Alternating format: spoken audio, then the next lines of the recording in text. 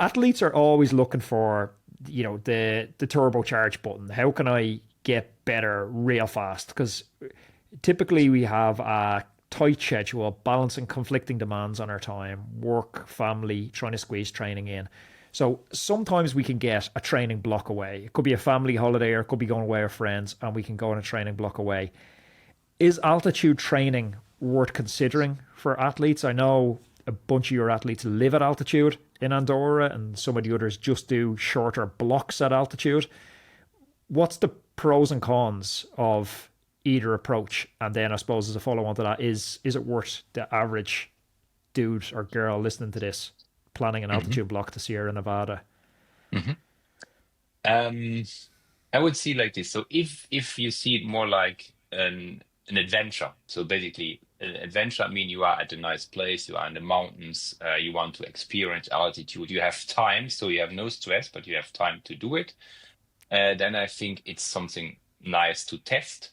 But if you have not so much time, if you basically just have 2 weeks where we say, I want to go there, then in my opinion, it makes more sense to go 2 weeks in the south, making a proper training at, I don't know, uh, no matter where you have good weather and you're just focusing on your training, you can do your quality training, you can do volume training.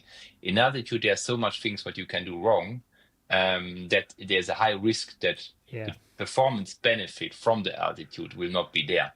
And normally you go to altitude when you have already a good level. So people go to altitude with a good aerobic level and they then try to increase it to the next level. But you have to take care about adaptation, about intensity control, about having the irons stores full. The sleep quality could be you can have problems with the sleep quality. Normally, logistic wise, it's not so easy depending on the period of the year where you are. So there's a lot of things going on with that. Oh, that's why I say if you have time and if you say, okay, I always wanted to do this and you plan this long in advance, then try it, talk to some coaches or to at least one coach who can give you some advices what to take care of before you go, and then just do it and enjoy it. But if it's to save time, I would not recommend it. Really not. There, I would say, okay, then just skip it. Just go do proper training for 2 weeks. Just take basically just put you in that you are in a hotel. Somebody cares about your food, about you making your room. You don't have to do anything besides training. That is really effective because this, and you know also the altitude studies. Sometimes it's hard to really make the difference. What was now the real effect? Was it the training camp environment, even with professional athletes, or was it the altitude, or was it a mixture of both?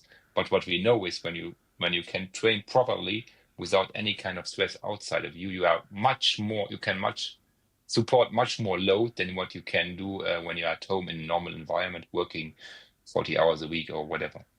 Are you guys using heat training?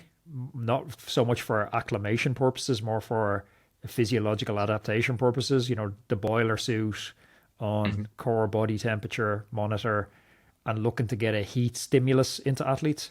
Mhm. Yeah, so some of our athletes are using this.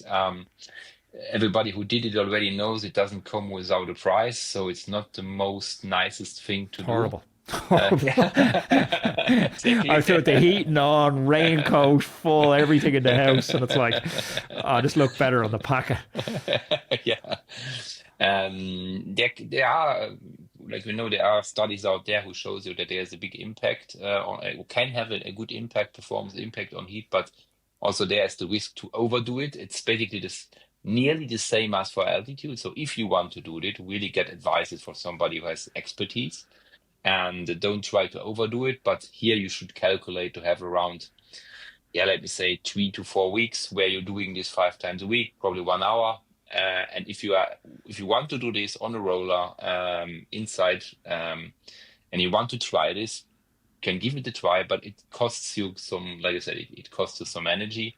And you should not do it just like, okay, I'm now doing heat training because the same as with altitude training, you can really overdo it and that means that you're really losing some weeks. And this also happens sometimes to professionals that they don't, that they overdo it. They come in a status of overreaching with heat training and they need weeks to come back to feel good again, to feel healthy again, to feel powerful again. So Yeah, I think it could be something for somebody who has not so much time, who cannot travel in the south, and he say, okay, I want to give a different stimulus to my body, or I want to combine heat acclimatization with heat training.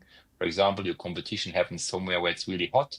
Then you can say, okay, besides doing 2 weeks of adaptation, because normally 2 weeks is needed to get adapted to heat, you make this a little bit longer, and then you also use the benefit of heat training, and so could be a thing to do.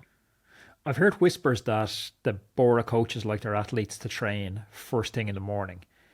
Is there a circadian rhythm benefit to training first thing in the morning, or is it a case of professionalism and it's the thing you do because you're a professional cyclist, you get up in the morning? Because I know there is studies on increased grip strength in mid-morning as cortisol rises. I think we've seen more world records broken at that time and around the late morning time than any other time.